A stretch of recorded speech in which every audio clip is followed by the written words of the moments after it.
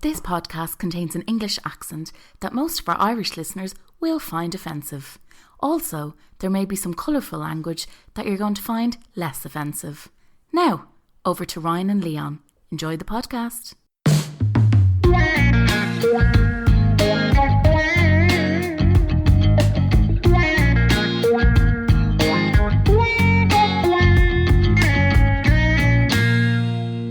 Do you think wellness is selling us a pup, yeah? I think it's very well intentioned mostly. I think it's very positive mostly. Teaching people how to take care of themselves is, it's not a bad thing.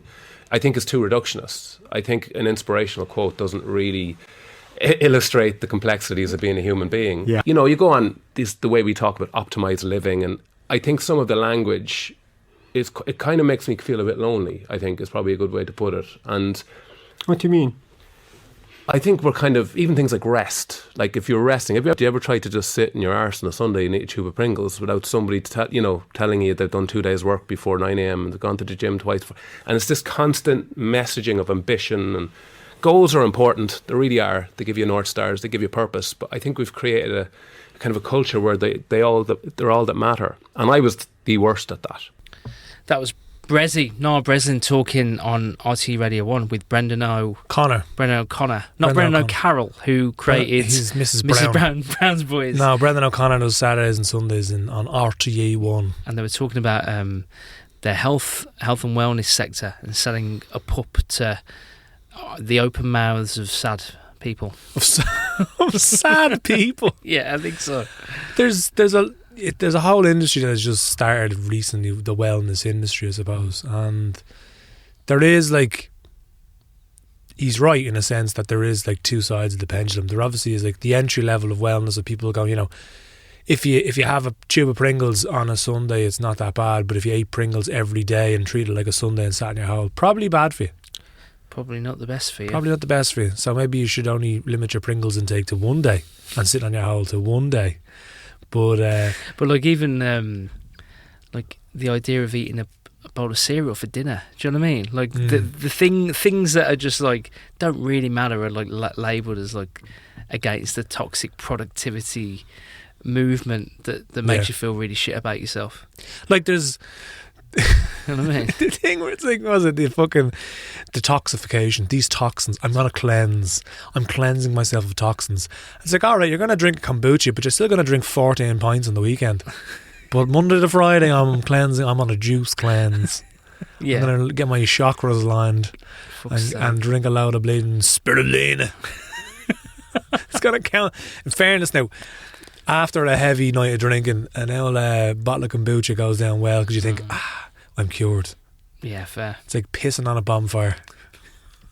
Well, why are we talking about this? Well, today we're going to be weaving poetry through men's mental health because we'll be celebrating on this podcast the release of a new poetry collection from the guys behind Movember. That collection is curated by a friend of the podcast, Daragh Fleming. LD Fleming. Who, I saw him post the other day that now John Cena's following him on Instagram. So his poetry, sad boy poetry, is reaching the WWE. Amazing. World Wrestling Entertainment of sad boy poetry. He could be in a Hell in a Cell doing fucking stanzas now with the Undertaker. But I think as well as we kind of share the poems we'll probably have a proper chat. I do have a question for you though, right? Go on, then, when he found out that John Cena was following him, how did he see him? Oh, that's good. But that's so niche. The limited amount of listeners who would have watched the work of John Cena in circa 2010 do the can't see me thing. Don't explain it to the listeners. Leave them breadcrumbs. Karen is not going to know what we're on about. Karen, listen. All don't worry about it. Google it. Google it. We have Google in our bleeding phones. Just Google it. You'll be grand. Figure it out. It's a self-learning journey. Part of the wellness thing. Finding out new facts. We'll share some poetry, but maybe what would be helpful first is to learn a bit more about the collection. So here's Daragh Fleming telling us all about it. How's it going, Baines? Thank you for giving me a moment on the podcast to talk about Mo Poems, and thank you so much for contributing to Mo Poems and also for giving it a spotlight. It does mean a lot. But Mo Poems, simply put, is just an opportunity for men and women to explore masculinity and men's mental health and men's, I suppose, tenuous relationship with emotions. And what I really love about this collection is that it's a combination of established poets like yourselves and first time poets delving into poetry. And the hope is, like with last year, obviously we did it online, is to just get more people engaging with their emotions, engaging with their, I suppose, the more introspective side of what it means to be a man, what it means to be a person, what it means to just be alive in today's world with all the challenges and pitfalls, and to just kind of reflect. And it was really, really special putting this little anthology together. And I'm hoping it'll fly out the door, and we'll raise a lot of funds for Movember Ireland, because that, at the end of the day, is why we did this. So just thanks so much again to everyone, every single person who submitted. Not everyone could make it into the anthology because we could only select 30, and we got far more than 30 poems submitted. So thank you so much to everyone. It was a really hard process of selecting and choosing which poems would be in this, but I'm really happy with how it turned out, and I'm looking forward to hearing people's thoughts on the end product. Up the parish, go on, I said. Cheers, Daragh. Yeah, listen, I'm excited to get my hands on it. And listen, I think we're both part of last year's social media poems Movember. And it was great to see, like, every day, like a new poet, a new poem. So, like, yeah, listen, it's great that that's now moved into book form. Do you think that, like, the absolute temptation to call it Mo Poems, Mo Problems? Yeah, but is that true? I don't know. Mo Poems hopefully doesn't result in more philosophical problems, we call it, not physical problems, but like as in, like, you become more a well-rounded, more introverted, or was it more retrospective person. So it might cause more retrospective. This is problems. The argument of can you think too much? You probably maybe have. This is the if you like history too much, does it make you depressed? Like, do you know what I mean? You can't just not think. Like, that's why we need to watch wrestling. You know, well, you have to have these vices in life to kind of cut through the heaviness. Like, like watching wrestling, like eating Cocoa Puffs on a Saturday evening. Do you know what I mean? On the odd occasion, you can sit there, watch telly, eat Pringles, and go, the sweet pain of existence. Well, watching people get body slammed through the Spanish announcer's table. It's always the Spanish announcer's table. I don't know why. Anyway, we have poems. We have poems to give. I'll kick it off with my poem that I submitted, actually, in the collection, which people can get in physical form in this brand new collection that is out soon. So this is called Smile. From the moment we open our eyes and take that first breath, this existence begins to flicker by. Seconds turn to minutes, days to weeks, as months become decades. So choose to enjoy with every fibre of your being. And don't take yourself too seriously, and smile as often as you can.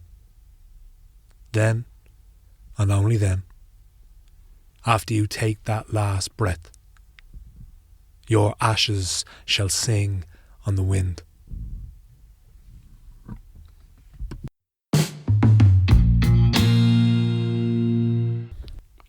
That was Smile by our very own Leon Dunn. Leon, thank you very much for sharing Thank you, sir. Take me through the day that you wrote that poem. Was it a day that followed a bad day, or a day of mistakes, or a day of trepidation? I think it was, them days when you wake up and just something's off. Yeah, I do. And this is going into the kind of wellness thing. I'm giving out about wellness products, and I have wellness products in my house. Yeah, well, I have an ice bath. I'm one of those people that get into cold water. Yeah. And it sounds silly, but I find it's not about the whole kind of, it's all about recovery, it's all about your muscles and your body. It's more about your mind. So you get into that in a bad mood, you never get out in a bad mood. It's like sea swimming.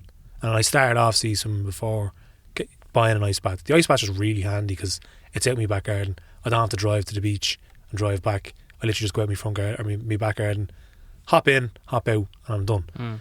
But it's sitting in that, and like when you get into a force and you're like, this is shite, why am I doing this? This is terrible. But you've gotten in a bad mood for no reason. You've just woken up. You get into that shite mood. Then it's obviously like the water's getting too much, but then your mind calms. And then you're just thinking, well, as long as I'm warm, I'm actually all right. Everything that I've worried about isn't really that bad if I'm not in freezing cold water. And then you get out and you go, do you get the rush of endorphins and you feel great? But you're also just thinking, your body goes into kind of survival mode for a few minutes, and then you come out of it, your body rests, and it's more your mind going, right, well, all that stuff I was worried about beforehand doesn't really matter when it comes to something like that. That's why I do it every morning, because you can sometimes just get up in a bad mood. It's like a reset for your mind, more so for your mind than your body. And you just get up and you're just like, I feel better. And then I was just thinking while I was in my little ice bath, I was like, well, we take ourselves a bit too seriously. And we, just fucking smile, just enjoy yourself. Don't be worrying so much about what the next thing is, all these bills, all these worries. Just do your best and fucking smile and have a laugh. Don't be worrying so much about what's coming and what's going to, all this, all the things that we kind of obsess over, the little small things. But even that, that kind of activity that you have, right, that's part of your life schedule, it's like it's a should activity, isn't it? It's like, I should do this because if I do this, I can live. That's the motivation. The motivation is to live, is to experience a day in the life of Leon Dunn in the best way that you could possibly experience life. And it's about wanting to be super present and super alive. Let's call it super alive. So what happens when you don't? Like, if you don't do that, like, and you've got these, and I have them too, this is why I'm asking you, and you don't do them, and let's say you do the opposite. So how do you feel? Like, how do you feel when you have these things in your diary that you just don't follow through with? Like, what happens? So if I miss that, if I don't get into the bath, so before, well, this is true. Yeah, I had little things in my box, in my list that I'd have to tick off throughout the day. Okay, I've done something today. I've relaxed. I've done all the things I need to do. Obviously, I've work and all, but like a little kind of things that I tick off throughout the day that I'm like, you're right, and they'd be, whatever. And before I would have, if I missed one, my whole day is fucked. Yeah. And I then obsess about the one thing that I didn't do rather than all the ones I did. And then over time, I was like, well, hang on, that's actually making a positive thing into a negative thing. So I was like, instead of focusing on the one thing you missed, think of all the things that you hit that you were supposed to do. And then go, we'll just do it tomorrow. And don't be like, push it down the hill and be like, oh, well, I'll do it tomorrow. No, actively make a decision. I'm definitely going to do that tomorrow. But if I have 5 things that I have to do and I miss one of them, as long as I do that tomorrow and there's another thing that I miss, but I do that the following day, then you're kind of constantly, you don't have to do it every single day. If you do it every other day, it's okay. But, it's just a change in perspective, I suppose. Yeah. It's an interesting one, isn't it? Because I spiral when I don't follow through with stuff. Like, great example, Saturday morning, right? Round the corner, 2 streets away, is a gym that I'm a member of. Now, I haven't really gone to a session in the week since I started a new job. So every week I go, right, I'm going to go at the 7:30 p.m. class because I get into the area after work at 7:15, and every time I get back into the area, do I fucking go? No, I don't, because I'm absolutely wrecked. But Saturday morning I don't have an excuse. So all week I'm like, right, Saturday morning 10 a.m, it's actually 9 a.m, go. And most of the time I go. And whenever I do go, I can then relax into a lovely Saturday afternoon. I go and get the Irish Times newspaper, bring it back, nice coffee, put my feet up. I don't think of boxing things off in my day. But if I don't go, everything about that day becomes an item that I am either not doing. Do you know what I mean? It's like I'm kind of on this like strange chasing of like, well, you haven't done that. What else are you not going to do? Or what are you going to do to fix it? You're going to have to run at 1 o'clock? Probably not. You're going to go back to bed. Wanky day away, aren't you? You're doing nothing. You're going to eat some fucking Pringles. Yeah. Watch 3 games of football. Like, is that what you're going to do? I've got this weird voice in my head which is like going, if you don't. And I think that as you kind of, the whole movement is about like being more present. Like those voices, I'm just trying to work out like who that is. Who is this person that follows me all of the time? That used to be really helpful. The brain goblins. A brain goblin, or like a I don't know, like a fake parent that you created. And there's a period in your life where I actually do think that having a voice like that is really helpful, especially when you don't have much guidance, like having a, not a toxic voice, but like a pusher to go, right, what are you doing? If you don't do this, this is going to happen. But I think as you mature and you want to become a bit more level-headed, that becomes a fucking nag. And this voice that hits, I'm just sharing like what it's like for me. Yeah, of course. This voice that is present most days, my whole goal is to try to work out how I can kind of say slowly goodbye to this person that's like staring at me all of the time. You know what I mean? Yeah. It's just strange, and being alive is fucking strange. like trying to get through days without having, like, I don't know how I would even get through days without some kind of routine. But then I'll just not do routine, and my day's fucked. So like it's just such a strange balance of like how to get through. Like, who wants to get through anyway? We're trying to enjoy ourselves. But like I had to say, there's things, as I said, there's things in my day that I now know what turns that voice off, or would lower the volume a little bit. And it's like going to the gym. I play a few like practice an instrument if I have a bit of music. Write a poem. I do like fucking like yoga, or like get into the ice bath. Or just go for a fucking walk without any distractions. And like, I don't have to do all those every day. There's some days where I'm like, I would have tried to do every single one of them, and then been like focused on the one thing I didn't do. But you're like, okay, if you can get like 2 or 3, say if you've got 5, if you can get 2 or 3 of them, 4 of them, fucking great. But like, you don't have to get 5 all the time. If you don't get 5, you have to get 5. It's constantly, because your brain will constantly. It's like it could be your best friend and your worst enemy at the same time. Oh, nice. Yeah, let's pause that and let's hold that thought, because that is worth exploring again. Let's get back into the poetry. This is another poem from the collection. This is from the poet Lee Sheridan, and it's called "Why Men Have Nipples." Why men have nipples. Dear men, never wrestle the chaos within. Never force it into a cage so you can control it. Constricted things still grow. They just become ugly after a while, to fit the cage they've outgrown. So while you may sit with chaos, don't feed it. Hold it. Better yet, try to love it. If woman is chaos and man is order, then it is true we begin as the former. The planets aligned in this way, Venus and Mars, and us men have the nipples to prove it.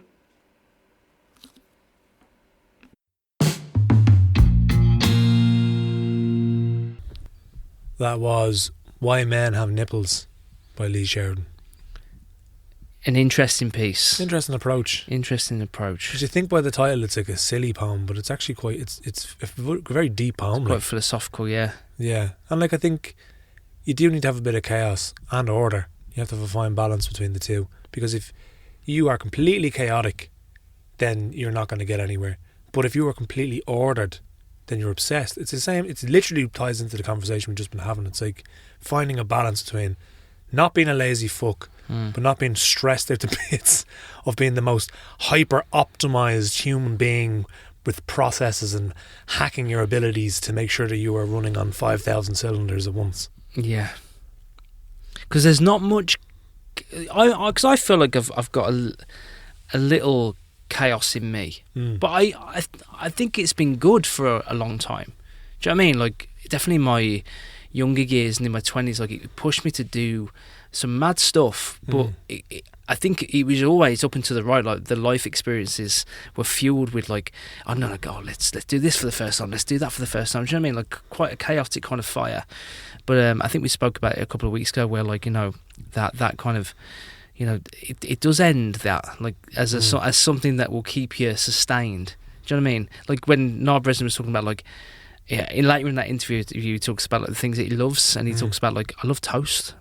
I love talking about loving toast, and it's like that in my chaotic time, I'd have looked at people who were quite balanced and quite like level and go like, you are fucking boring, you got nothing about you, what are you doing in your life, crack on. Like, where that does, I think that's ending for me.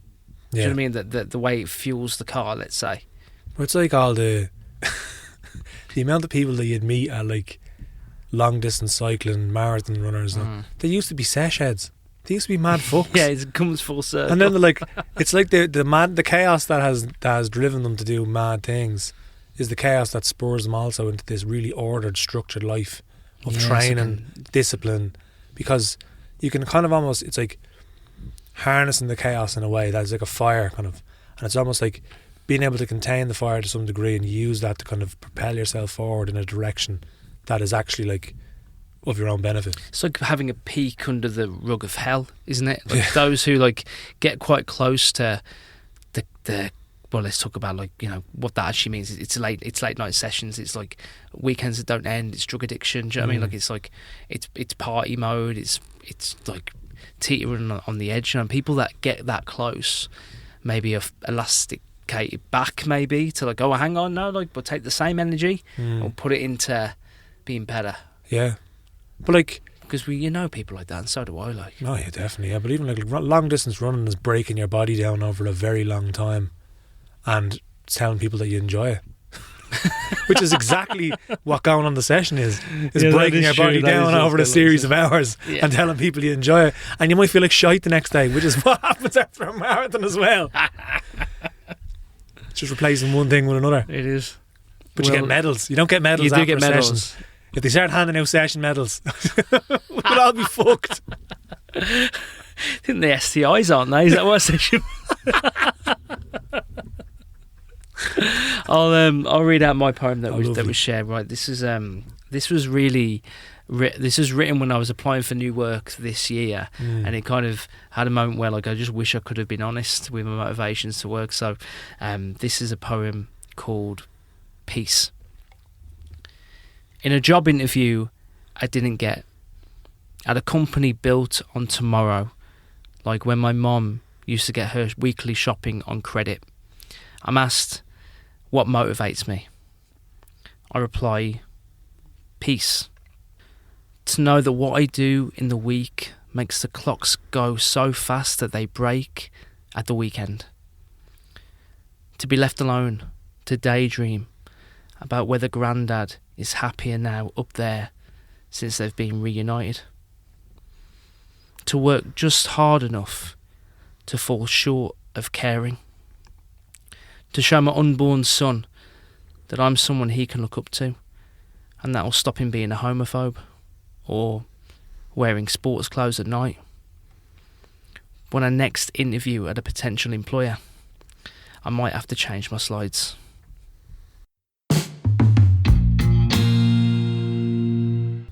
That was Peace by Mr. Ryan Duggins. I didn't say that in the interview. Luckily I did get a job this year, but fuck me, like some of the things they make you put through like 4 or 5 round interviews, like what do you want me to say? And they ask you such bullshit questions. Yeah, like, what do you want? How does this apply to my fucking job? What kind of elephant I am? Do you know what I mean? Oh yeah, like the cognitive questions. Just fucking stupid questions to see if you're like, you can think on your feet, I suppose, or if you can just talk shite in an elegant way. Yeah, like, and even the basic stuff, like, what do you want me to tell you that I love everything about you? I love everything about you and what you do and what this company stands for. How much brown do you want to put on my nose? Yeah, I can go further into your arse cheeks if you want. I'm here because I need you. Yeah, I need your finances. I need your finances to pay for my cashmere sheets. I have an addiction to cashmere sheets, and I love this company because it'll finance them. And that is it. That's the only motivation. I need to run ultramarathons. I'll do it all. I need to run ultramarathons, and this finances it. Either that or I'm going on the session. I don't know. We've loads of poems. We've loads of poems to cover. We've got another one here. Okay, cool. By Mila Kotarba. Nice. Pulse. Do I know you? Or just the mask you wear? I know your title, your lineage, the stories you repeat until they feel true. But that's not you. Just wallpaper for your shadow. Why do you flinch when I get close? What shape do you take when you're alone? I know the bar stool you haunt, the pages you pretend to understand, but you, the pulse behind your eyes, I'm listening for that. I crave your private thoughts, the ones you silence before they speak. If you won't give them, I'll live in the cracks. Gather every slip of your tongue, each restless glance over your shoulder when you see me next. You'll feel me under your skin. The part of you I've stolen. The part I know best.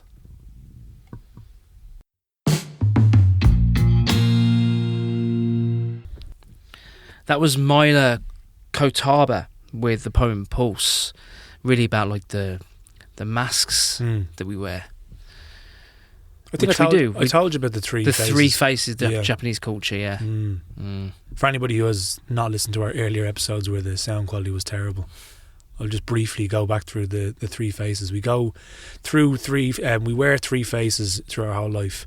And there's the first face, people that only meet you every so often or once in their life, and it's a very shallow kind of image of you. That's the first face. The second face is the face of people that know you really well, your family, your friends you know years, people that really, really, really know you as a person. That's the second face.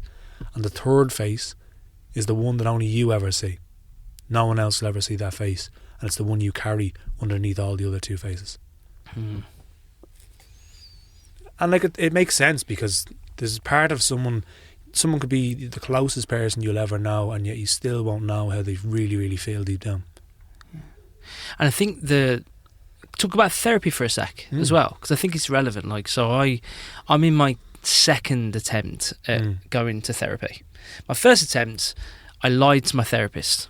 Have to be honest with you. So I got through work, and I'm sharing this because like people think that like the minute you're ready to go to therapy is the minute you're fucking drinking matcha teas and wearing your demi-zips, you know what I mean? Like, and walking to the parks with your dog, do you know what I mean? Like, it's messy to do this. So I had 6 sessions given to me through work through the insurance company that I got through work. And after session 4, where I was kind of spoofing, like I was letting her in, but only the second face. Do you know what I mean? That third face I was not willing to open up at all. I was like, it was an hour session. I was kind of talking and sharing. It felt nice to talk about to someone who you don't know. You know what I mean? Like, and not be judged. But like, I wasn't really giving her much in.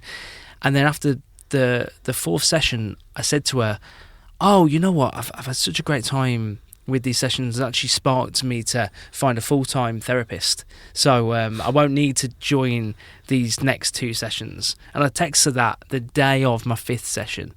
And it wasn't true. It wasn't true. I was lying. I reckon she thought that. 100% she did, yeah. She knew I was lying. And then I kind of felt awful about it, because I was like, fuck, like I had an opportunity to like really open up there and I didn't. And then actually now, my second attempt, I had my second session last week with the same therapist that I reached back out to. Oh, so I said, back? I went back. I was like, hi, wow. I've been thinking I'd love to get back in touch with you, and we had a conversation over the phone. She's like, "How have you been?" I was like, "Yeah, I'm not, you're not expecting them to remember anything, speak to so many people." And now I'm back in with the same therapist. Good. And I'm letting her into the third face. Like, I'm really, it's not easy. Yeah, it's fucking not easy, man. Especially when you've got a lot going on like me. Yeah. Well, we all have things going on. But I know what you mean, though. Yeah, so of like, course. I think it's worth sharing that story, because like everyone thinks like, oh, there's 2 types of people. One that is not in therapy and is like on a road to a hiding and undateable and whatever, and then there's another person which is like, oh, I'll see them at 3FE and they'll be chattable. Do you know what I mean? They listen to podcasts and they're in therapy and blah, blah, blah. So hang on, there's a lot of people who are thinking about it and ready for it. And I think the message I want to land there is like, if you've done something awful yesterday, it doesn't mean you're not ready to open up. Yeah, do you know what I mean? But even like, say, training. It goes into our conversation of like the 3 faces. Like, we had a rising tide last week. I'd say no one saw you on that stage and thought, this fella, needs to go to therapy or anything. Because you're just so, there's such much good crack, good vibes come out of you, it pours out of you when you're on the stage, that no one would think that like maybe he needs to talk to someone about something. And like, it's just a prime example of like, people have this misconception that if you need to talk and need to work through stuff, they paint this miserable person that can't get off the couch, that probably doesn't have a relationship, that's probably this sad, never ending. No, there's people that have really, good jobs, and they fucking do a lot of things. They have loads of mates, they go out, they have a good social life, they have a loving partner, but they still, needs something to do. Needs something to work out. And that's just what it's a misconception. It definitely is. And like, I think Irish people are probably the worst for it, because that's that parish mentality of you can never let anyone know your business. Never let anyone know your business. You can let your family know, but you can't let anyone else outside the family home know. That's why, like, people would take holidays. No, they're put in an institution. Oh, they went down the country for a while. Oh yeah, fuck me. No, yeah. they're in an institution. You know. And even, like, if someone told you, like, you know, I spent some time in an institution, like, you'd expect half the room to be like, oh, fucking hell. whereas, So like, clear, oh, okay, do you feel better now? Yeah, all right, grand. Like, I'm glad you got the help that you needed to. But some people, you know, it's this kind of, again, it's just parish. It's the leftover from the church with just, like, you know, you can't. Oh, jeez, you'd bring shame on the family letting anyone know that you actually have issues like everyone else in the fucking parish. You know, Yeah, for everyone sure, is man. just silently suffering and not talking about it. You know, which is ridiculous.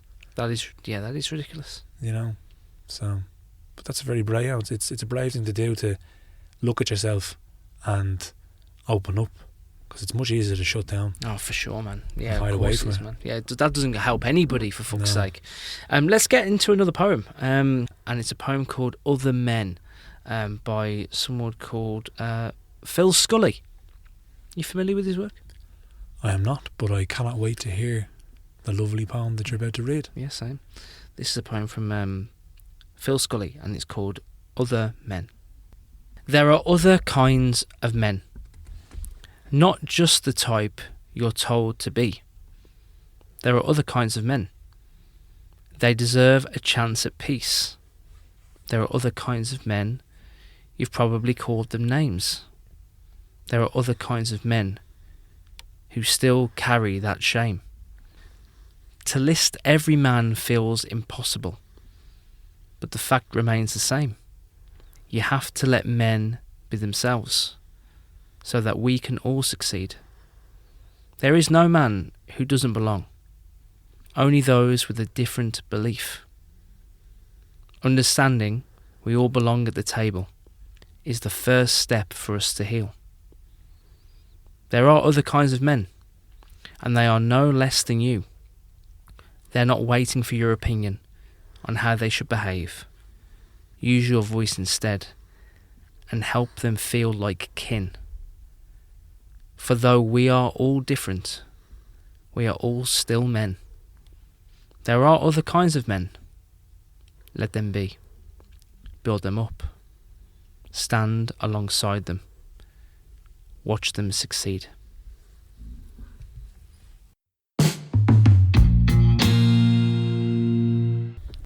That was Phil Scully with There Are Other Kinds of Men.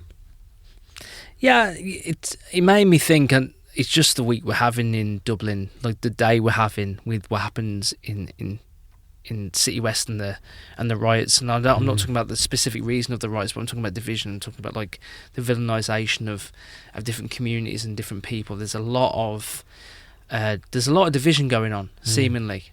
Yeah. What I see anyway online, like not really in the reality of my day, I don't see much division, but like seemingly there is a lot of hate and a lot of people that are quite hateful about other people at the moment. It's a lot of disenfranchised, well, I could say young men, but it's middle-aged as well, middle-aged to younger men that probably are looking for someone to point the blame of why they feel the way they do.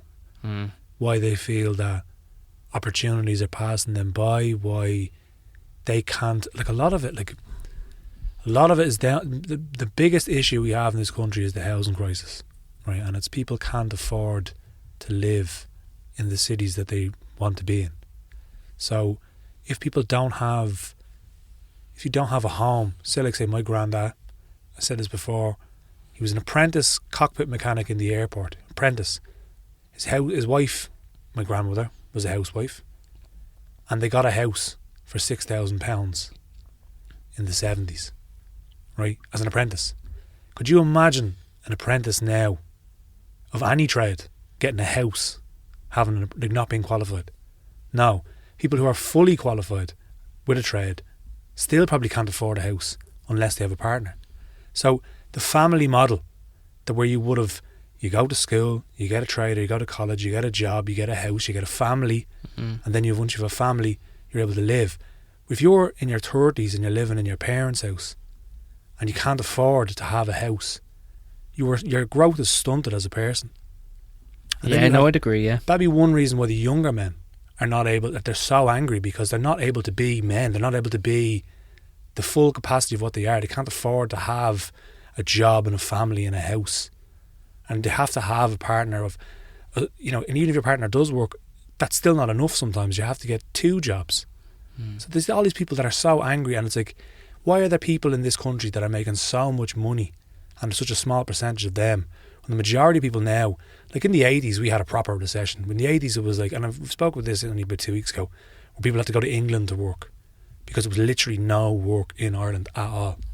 Whereas now, there's jobs fucking everywhere, but they still can't. If you had a job in the 80s... Record level employment at the moment in Ireland, by the way. Record level employment, but you still can't buy a house. Whereas in the 80s, if you had a job, you could buy a house. Whereas we all have jobs. None of us have fucking... Or half of us have houses and half of us don't. And it's like, that's a massive... And then you think, like the immigration thing that's happening in Ireland, there's this kind of misconception that they come to this country and they get houses and we can't afford houses. That's not true. They're putting fucking hypercentres. They're putting hotels then for years where they don't live. They live in purgatory for years and years and years and years, and they think, well, the government is paying for them to come here. But it's like, they're not. They're stuck in the same limbo as you are. Yeah, it's the same limbo as you are. But they're punching down. They're going, right, we can't point up and go, the people up there are the reason why we're so angry. They go, who can we look? It's like schoolyard. If there's a bully bullying you, you're not going to bully the bully. You're going to find someone weaker and pick on them. Yeah, that is true. That's a lot of reasons. Anyway, that's me curing the whole fucking... Yeah, listen, there's... that's my take that's what my take was in the poem as well. It's a lack of... not empathy, but a lack of just being willing to support and champion other people that you don't know. Yeah. I never met someone I didn't like. Yeah. That's all I fucking say. Like, it doesn't matter about what you see online and what political stance. Like, when I'm in a room and I meet people, like them. And these are people from all over the fucking world, all creeds, different religions, different backgrounds, belief systems. Never met a person I didn't like. But even like there's... Nowadays with fucking social media, you can't be friends with someone if you disagree with them, which is ridiculous. Like, if you have a conversation with someone who might have different views than you, having a chat with them, you might actually understand where they're coming from. You might find a middle ground. You might turn that person towards your opinion. You might just have a chat and go, right, well, you have your belief, I have my belief, but we can still get on. But because of social media, it's like, I'm in this position, you're in that position, and it's tribalism. You're the enemy now. I can't fraternise with you. You're put in a box. You're over there now, and I need to push myself away from you. Whereas before, it would have been, I don't believe in this person, or I don't like this person. I actually had a chat with them, and they were actually okay. In real life, people aren't as radical as they fucking...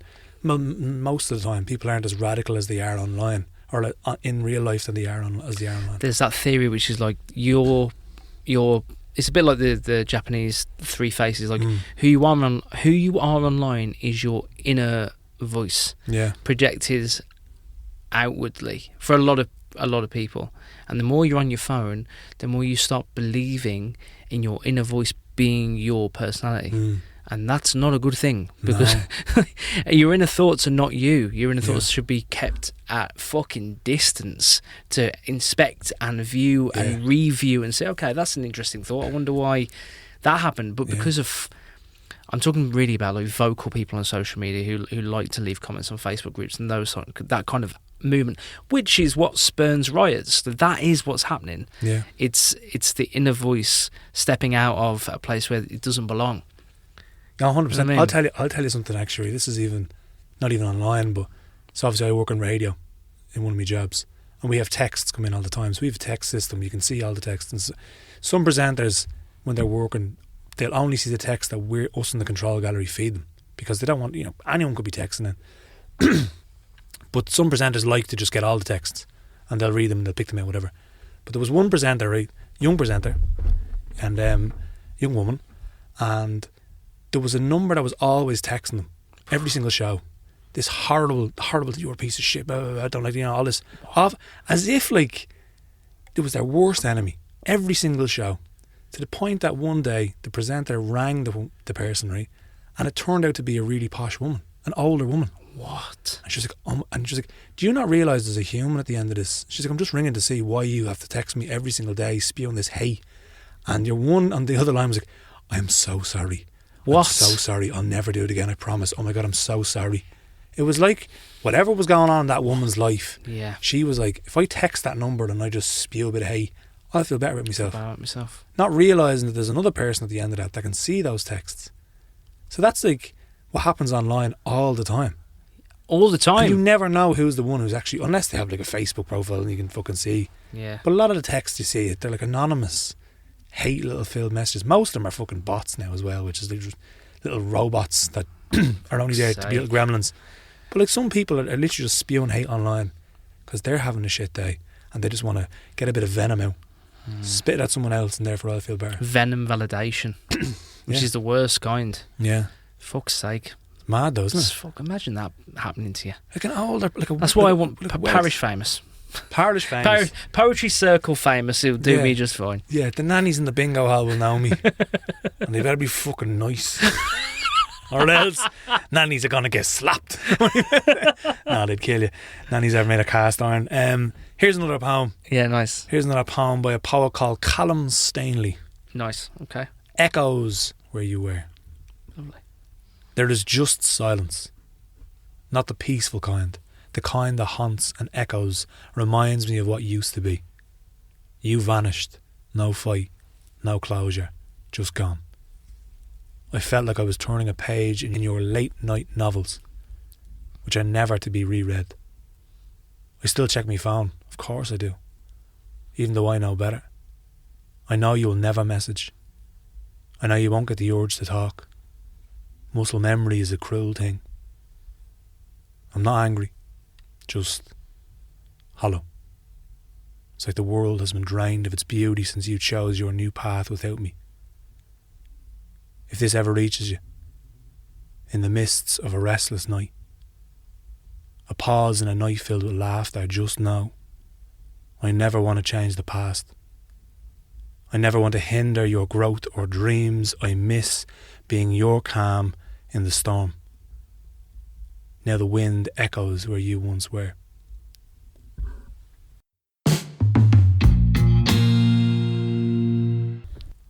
That was Callum Stanley with the poem Echoes Where You Were. Yeah, hopefully he's doing better now, Cal. That was a tough listen. Do you know what I mean? And I'm sure it resonates with anybody who's like broken up with someone and still has to stay in the same area. Yeah. Or walk the same streets and like, which isn't nice. Which isn't nice, man. That's not a nice experience. Or it could be someone that has taken their own life and they've taken their restless path without you. You know, and they've gone beyond the veil and left you behind. Which could be another avenue, you know. And as I said, like, both of us listened to that poem. Both of us took two different things. Yeah, it's interesting. You know, it's interesting about poetry is you can take two different takes from the same piece of words.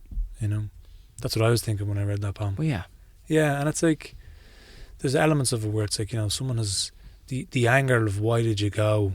I can't go with you. You know. But then, like, there's obviously the joy of living, and you feel so sad that person is now gone.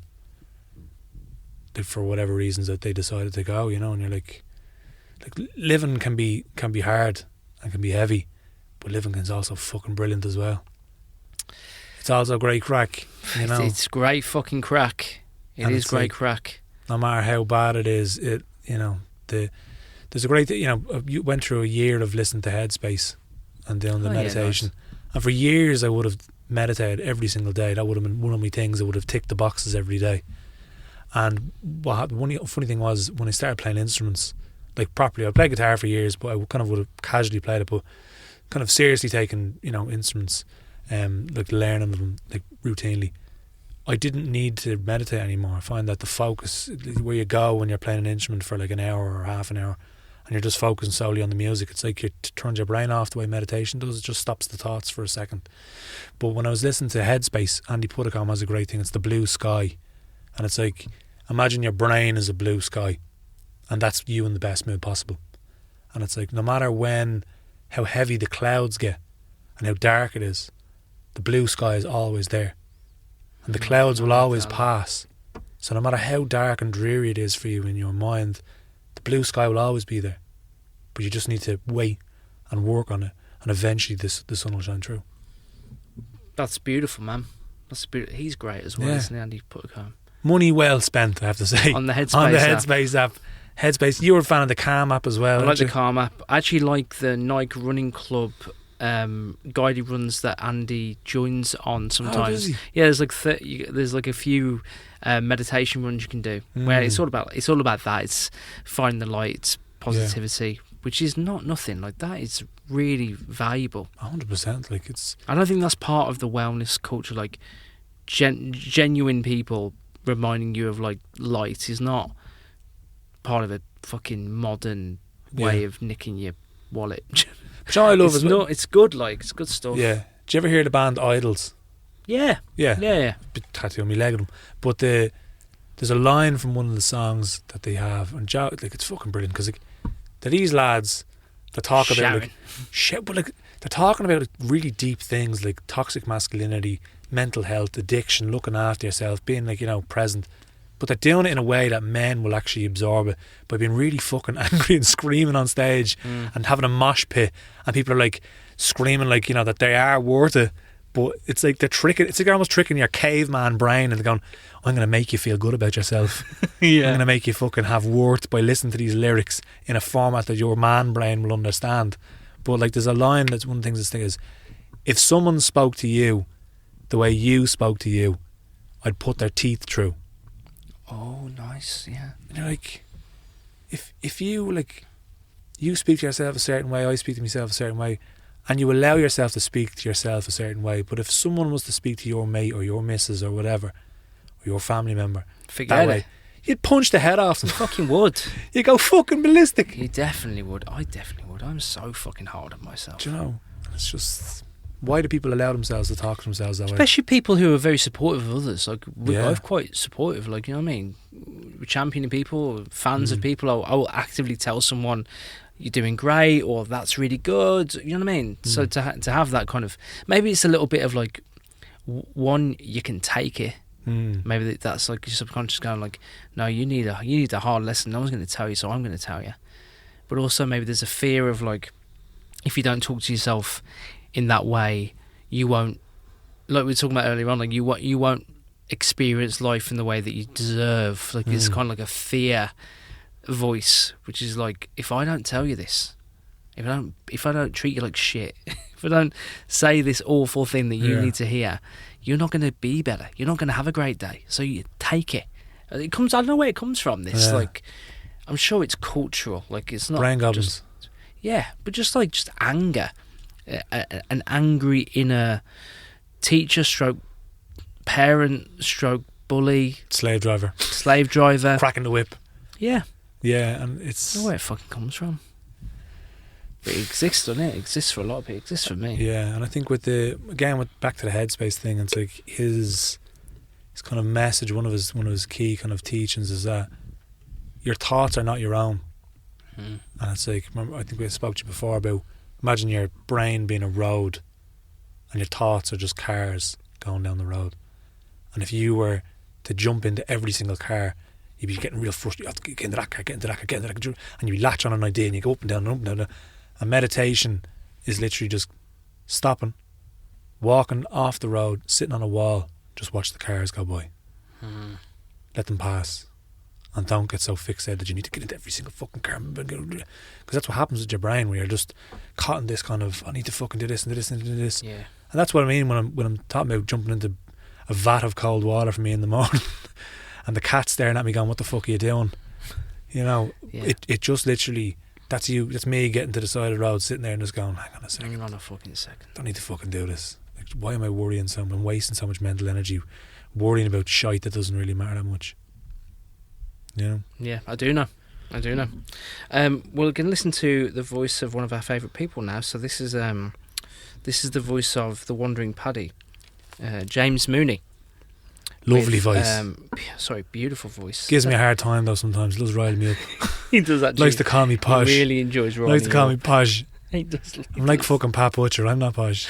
Work out no niggers, baby. You don't like me called posh. You're not. He's not posh. Yeah, right.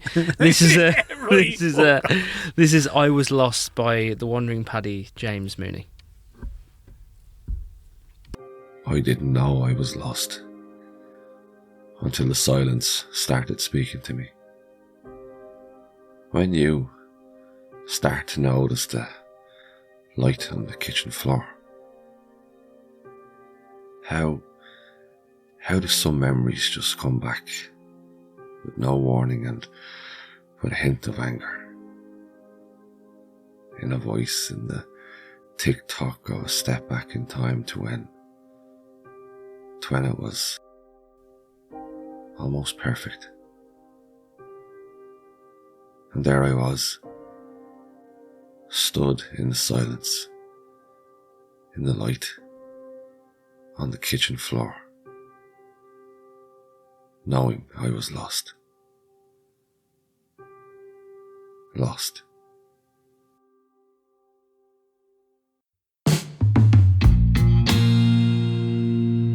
That was the poem I Was Lost by a friend of the podcast, James Mooney, the Wandering Paddy. That's why he's paid the big bucks. Yeah. Fucking some voice on him. We've all got to reach that moment, haven't we, where we hit rock bottom. Yeah, and it is just that moment staring of at a spot in the floor, like when you're like, fuck. ooh, yeah. I think it's in the quiet, the little moments when you actually pause and go, oh, hang on a second, there's something, because you fill your days with like just stuff, and I think when you don't give yourself time to just slow down and stop, because a lot of people are just kind of running from what they're actually feeling. Mm-hmm. It's true. You know, there's I think also, like, this might sound a bit boring, but like a walk in the park without any music will probably usually tell you what you need. yeah, Like a walk in nature without any distractions. If you just walk, you're talking about raw dogging, Yeah. the modern raw dogging. Like, if you just walk, your body and mind, when it gets over the fact that it's shook, that you've got nothing to fucking distract it will usually tell you what you need, and that's usually get off your phone for a few days, or maybe get back to the gym, or call your mum more often. Do you know what I mean? Like, it'll just tell you things that subconsciously will just align with what will make you just having a better day. Yeah, and it's just, as I said, it's moments of quiet, and just because obviously today, like, there's a fear of, people are allergic to being bored, because there's so many fun things you can do now. Fuck's all the sake, time. man. We've talking for 50 minutes here, but I could talk for another 50 about the being allergic. Not just allergic of being bored, but just a fear of, like, boredom, that somehow that feeds into you disappearing in some kind of way. Yeah, or like losing. So I don't want to disappear. I don't even know what that means, but like that's a fear for me. Or even like the fear of being, like, we both do a lot, we're both very productive, but it's like, if there's a fear of, if I don't do anything today, then there's a chance I won't do anything tomorrow, and the next day, and the next day, and the next day. It's like, my brain is not wired like that. No. I don't think I'll ever be like that, where I'll just not do anything. But there's still that fear in your brain where it's like, what could happen? So you have to keep going. Definitely, man. Yeah, 100%. That's really resonated with me, because it's like you want a vibrant life. Yeah. We all do. We all want to live. We all want a vibrant life. That will involve getting out your comfort zone and doing new stuff and meeting new people. That is what having a vibrant life is. It's having interests and moving people. I think deep down, as long as you're serving something, that'll create a vibrant life. But you can't always do that. No. You can't always be pushing that envelope, because you're one person with that amount of hours in the day. So in the times when you're home, in the times where you're just kind of, well, that's why I take sick days, man. I take sick days now and again, where I'm just like fucking, like, even last week we didn't record because I just fucking couldn't. I just couldn't face anyone. So it's just one of them where you've got to find a balance, I think. You definitely do. And there's a thing between work and rest. Work and rest is as I said, there's two sides of the pendulum. Mm-hmm. And there's doing nothing, and then there's doing too much. Yeah. And there's a lot of people in the exact same of where you do too much, you're in the red. Oh, you're in the red, yeah. Rather than, because you might be in the, it's just finding balance. Finding balance. That's our message for the day. We have a shout out that we've been asked to do. Oh, wonderful. We have a listener. We have one listener. And that's good to know. That one listener wants us to give a shout out for a lovely art exhibition. Our one listener, Mags Kilcoyne, poet as well, represented Connacht actually in 2022, the year that I competed in the All Ireland. She was in the All Ireland as well. You won the All Ireland, no? Well, it did quite well, yeah. But you won it, no? I did it all right. But Mags reached out to us. So, this is the message. Hi Leon, how are you? Loving the Poetry Podcast. That's us. Thanks, pal. We have a poetry exhibition happening at the Yates Building in Sligo that includes some adult poetry, but also the poetry of dozens of young people. Would love if you could give it a mention should any of your listeners be in the Northwest. Oh, so it's in the Northwest. It's in Sligo. It's in Sligo, in Sligo. And when is it? It starts from the 4th of October. It's been running a while then. It's been starting already, but it runs till the 1st of November. Lovely. So there's a week and a bit with bank holiday weekends. If you're over in fucking Sligo, get yourself a bit in poetry. If you load of a collection of artwork created during the Primary Colours Art Education Residency 2025. Beautiful. Now, sounds great. Made an absolute balls at the start, but I think we got our message through. I think we got anyone in the Northwest. If you're in Sligo, get yourself down. There we go. Go see Mags' poems and poems of other people there, bleeding lately. Well, we'll wrap up the show with the music for Artsy Polo with a song called Slow Down. Leon, we're going to head to the launch of the Movember collection and do some schmoozing. Thanks for your time. Always a pleasure, never to chore. Ryan, bye. See you next week. I thought I saw you was a silhouette of somebody dancing. You were last to laugh when I was glass for glancing. I bought a box of cigarettes to silence the sadness. You were forced to ask, but could I scalpel laughter? And laughter, we'd laugh until our hearts fall. It's our fault that we were both locked before the last song. Celine said I had to go on, but she's wrong. She's wrong. And she is part of everything nobody ever asked for. Her passport's forged and nobody knows her real name. Decaying organs form the wood she orbits. Immortal corpses pouring pints of pork. We've lived through comas, boneless though our hearts sing. A loady locomotive's broken, bought a bandage. And Nina said the king of loving is gone, but she's wrong. She's wrong. She's wrong. She's wrong. She's wrong. And every word is a lie, you see. I live a life in a fantasy, and I told you to just slow down. But everything in time you'll see. I would like to try to leave what I told you doesn't matter now. And now I know you in the memory. Everything got ahead of me, meant to be mentally mended. A message in a melody. And everyone would wanna back up. I act up, but nothing could crack me like a back could.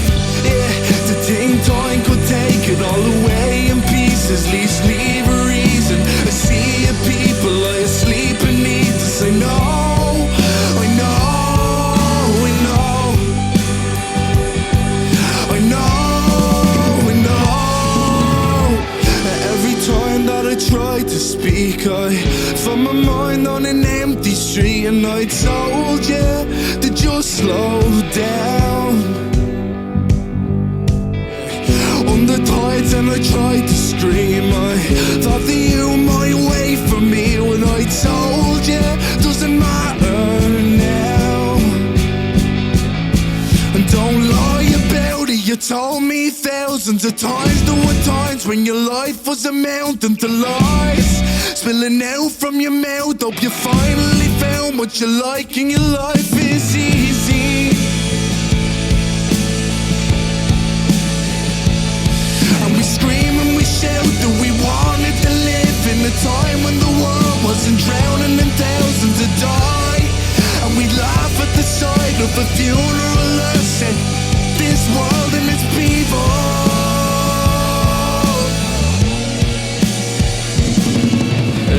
I thought I saw you was a silhouette of somebody dancing. You were last to laugh when I was glass for glancing.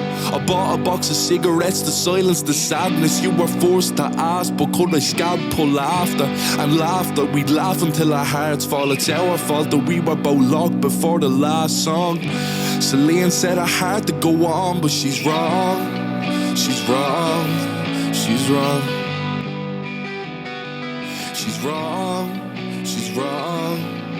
She's wrong.